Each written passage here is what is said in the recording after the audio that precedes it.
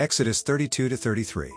When the people saw that Moses delayed to come down from the mountain, the people gathered themselves together to Aaron and said to him, "Up, make us gods who shall go before us. As for this Moses, the man who brought us up out of the land of Egypt, we do not know what has become of him." So Aaron said to them, "Take off the rings of gold that are in the ears of your wives, your sons, and your daughters, and bring them to me." So all the people took off the rings of gold that were in their ears and brought them to Aaron. And he received the gold from their hand and fashioned it with a graving tool and made a golden calf. And they said, "These are your gods, O Israel, who brought you up out of the land of Egypt." When Aaron saw this, he built an altar before it. And Aaron made a proclamation and said, "Tomorrow shall be a feast to the Lord." And they rose up early the next day and offered burnt offerings and brought peace offerings. And the people sat down to eat and drink and rose up to play. And the Lord said to Moses, "Go down, for your people whom you brought up out of the land of Egypt have corrupted themselves. They have turned aside quickly out of the way that I commanded them. They have made for themselves a golden calf and have worshipped it and sacrificed to it and said, 'These are your gods, O Israel, who brought you up out of the land of Egypt.'" And the Lord said to Moses, "I have seen this people, and behold, it is a stiff-necked people.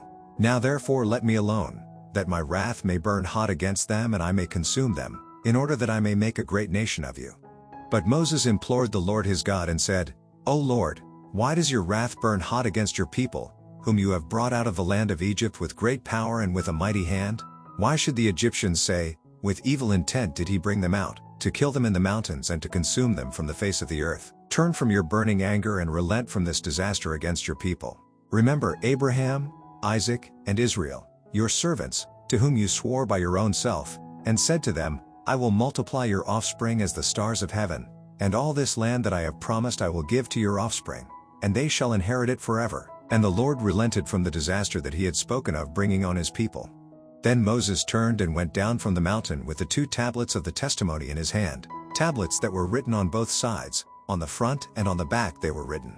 The tablets were the work of God, and the writing was the writing of God, engraved on the tablets. When Joshua heard the noise of the people as they shouted, he said to Moses, "There is a noise of war in the camp." But he said, "It is not the sound of shouting for victory, or the sound of the cry of defeat, but the sound of singing that I hear." And as soon as he came near the camp and saw the calf and the dancing, Moses' anger burned hot, and he threw the tablets out of his hands and broke them at the foot of the mountain. He took the calf that they had made and burned it with fire and ground it to powder and scattered it on the water and made the people of Israel drink it. And Moses said to Aaron, "What did this people do to you that you have brought such a great sin upon them?" And Aaron said, "Let not the anger of my Lord burn hot. You know the people, that they are set on evil. For they said to me, 'Make us gods who shall go before us.' As for this Moses, the man who brought us up out of the land of Egypt, we do not know what has become of him. So I said to them, 'Let any who have gold take it off.' So they gave it to me, and I threw it into the fire, and out came this calf." And when Moses saw that the people had broken loose, for Aaron had let them break loose, to the derision of their enemies, then Moses stood in the gate of the camp and said, "Who is on the Lord's side? Come to me." And all the sons of Levi gathered around him. And he said to them, "Thus says the Lord God of Israel, put your sword on your side each of you, and go to and fro from gate to gate throughout the camp, and each of you kill his brother and his companion and his neighbor." And the sons of Levi did according to the word of Moses. And that day about 3,000 men of the people fell. And Moses said, "Today you have been ordained for the service of the Lord, each one at the cost of his son and of his brother, so that he might bestow a blessing upon you this day." The next day Moses said to the people, "You have sinned a great sin. And now I will go up to the Lord, perhaps I can make atonement for your sin." So Moses returned to the Lord and said, "Alas, this people has sinned a great sin. They have made for themselves gods of gold. But now, if you will forgive their sin, but if not, please blot me out of your book that you have written." But the Lord said to Moses, "Whoever has sinned against me, I will blot out of my book. But now go, lead the people to the place about which I have spoken to you. Behold, my angel shall go before you. Nevertheless, in the day when I visit, I will visit their sin upon them." Then the Lord sent a plague on the people, because they made the calf, the one that Aaron made. The Lord said to Moses, "Depart, go up from here, you and the people whom you have brought up out of the land of Egypt, to the land of which I swore to Abraham, Isaac, and Jacob, saying, 'To your offspring I will give it.' I will send an angel before you, and I will drive out the Canaanites, the Amorites, the Hittites, the Perizzites, the Hivites, and the Jebusites. Go up to a land flowing with milk and honey, but I will not go up among you, lest I consume you on the way, for you are a stiff-necked people."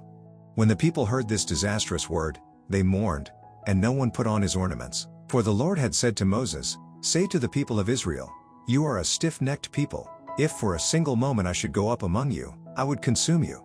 So now take off your ornaments, that I may know what to do with you." Therefore the people of Israel stripped themselves of their ornaments, from Mount Horeb onward. Now Moses used to take the tent and pitch it outside the camp, far off from the camp, and he called it the tent of meeting. And everyone who sought the Lord would go out to the tent of meeting, which was outside the camp. Whenever Moses went out to the tent, all the people would rise up, and each would stand at his tent door, and watch Moses until he had gone into the tent.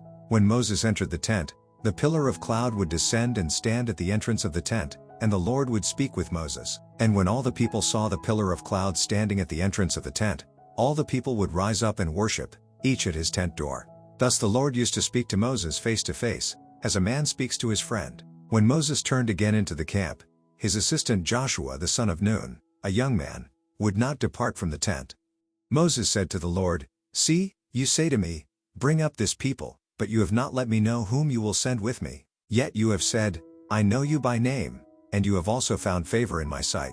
Now therefore, if I have found favor in your sight, please show me now your ways, that I may know you in order to find favor in your sight.